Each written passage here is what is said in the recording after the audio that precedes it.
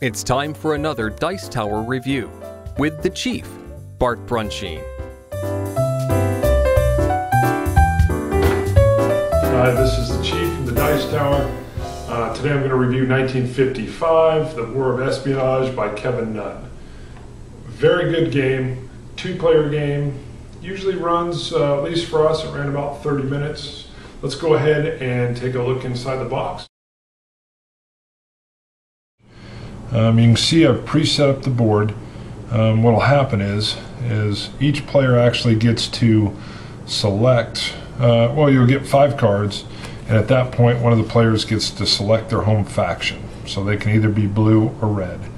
In this case, let's say I'm blue, and I selected the United States of America.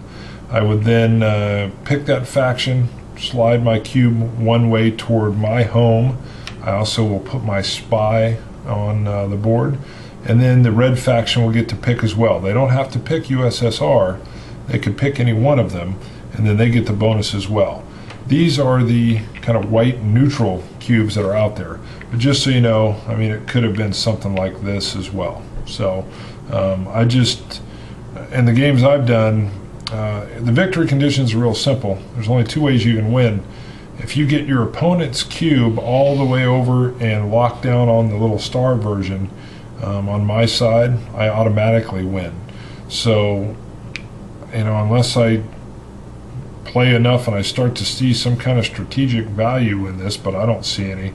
I don't want to pick some country that's easy to push over, because it's an automatic loss to me if my opponent gets the cube over to their side. So, in the games I've played, it's always ended up where, you know, you pick USSR or the United States of America. You'll see you've got Poland, Hungary, USSR, USA, UK, and France. And I should point out that what you're seeing here are the little spy meeples that come with this. These individual things here are actually exclusive just to Kickstarter.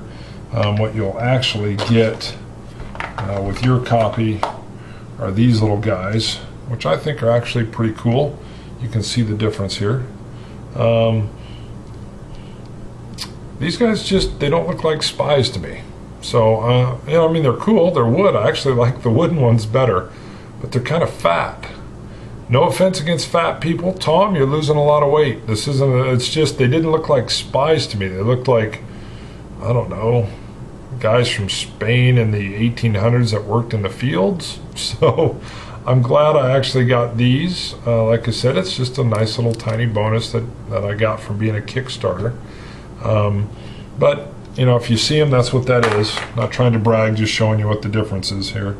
If supposedly you can't get these if you didn't get a Kickstarter version. So neither here nor there. The brown ones are great. The cards are phenomenal in this. Really love the cards, and I'll show you a little bit of what they're about, and then I'll go into actually what turn order is.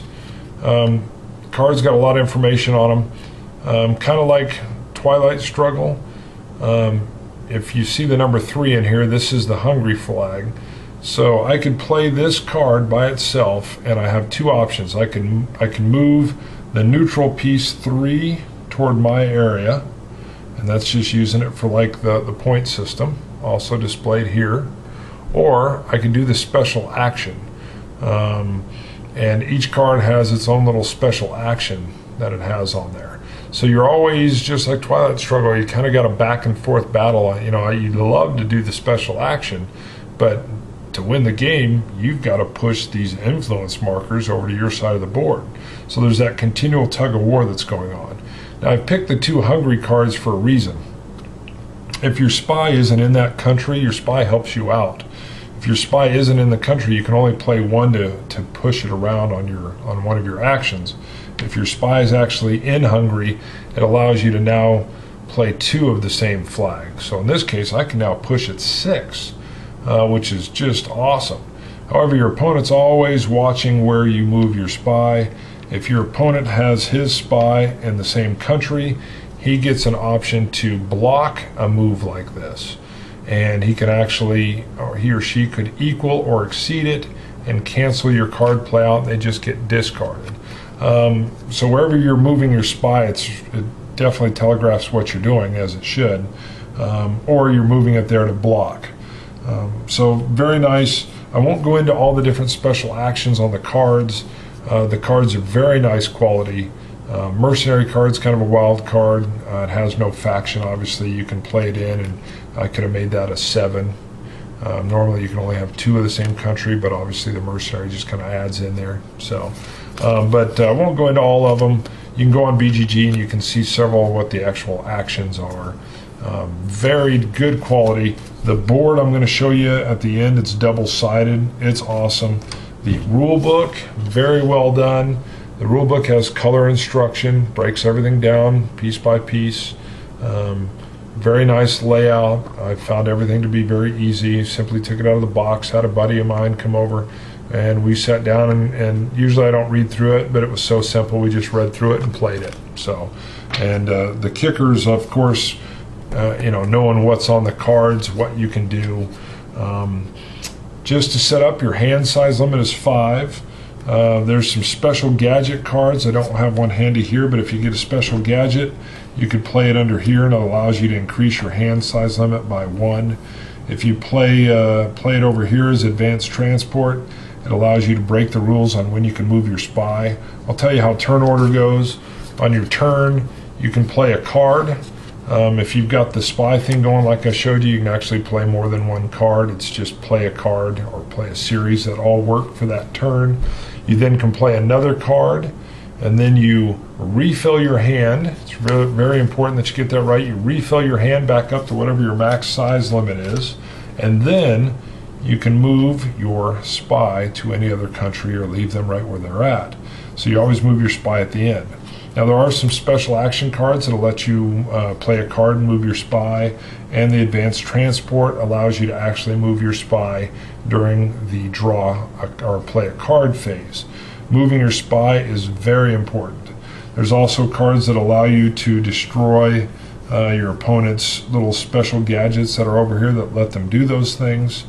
If you ever march a neutral or your country all the way over, again, your goal is to either get 3 of any of these cubes over to your side, or simply win your opponent's cube over to your side, and the game's over.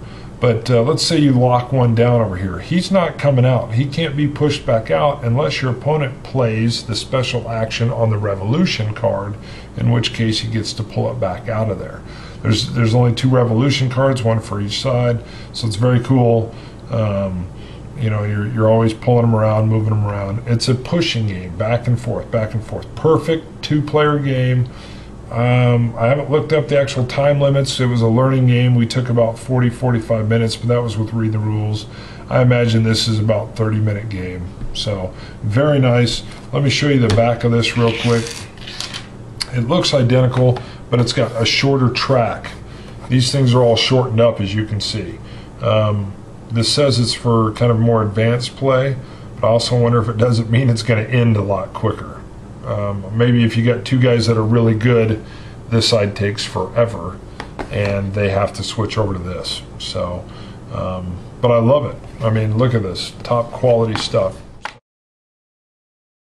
And, I enjoyed it a lot. I do a lot of 2-player gaming with a buddy of mine at church during Awana, and I intended to pick this up for exactly that location. This is a Kickstarter game. It's actually the first game I ever backed on Kickstarter. I've backed a ton since, and I'm extremely happy with this.